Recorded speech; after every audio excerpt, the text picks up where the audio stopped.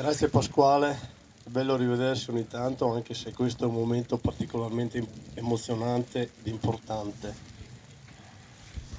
Ciao Fausto, ciao Franco, ciao Bruno, ciao Luciano, ciao Angelo, ciao Vittorio, ciao Luigi. Dopo 50 anni siamo ancora qui.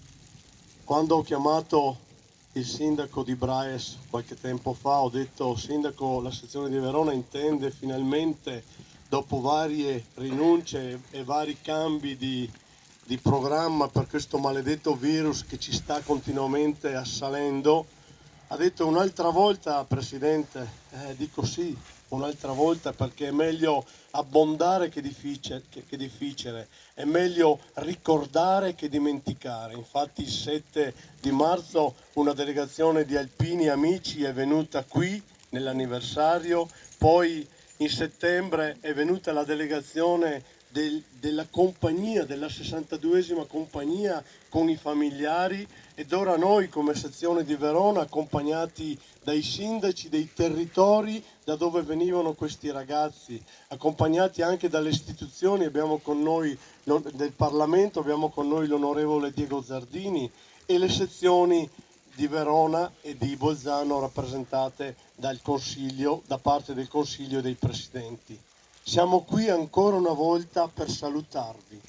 La neve sembra perseguitarci perché la bellezza della neve, la sciagura della neve è parte preponderante nella montagna. Se ricordate, al 40° c'era la neve che ha sepolto questi ragazzi, oggi la neve che viene qui a salutarci in questa giornata così incredibile ed emozionante. Quindi conviviamo anche con la neve, perché probabilmente non vuole mancare a questi appuntamenti. Ecco, io dicevo che sono tutti ragazzi del 49, 21 anni.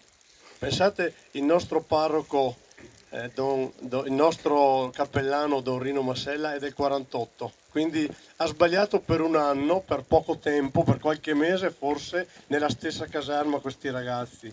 Poi 4-5 anni dopo sono venuto anch'io qui al Bassano e ancora si parlava di loro. Se guardiamo nei registri sezionali, non è che ci siano tracce di questi ragazzi, perché sapete che nelle sezioni si accolgono e si registrano i congedanti. Loro purtroppo non hanno fatto in tempo a congedarsi e quindi poche tracce nella sezione, ma un solco profondo, indelebile nel nostro cuore.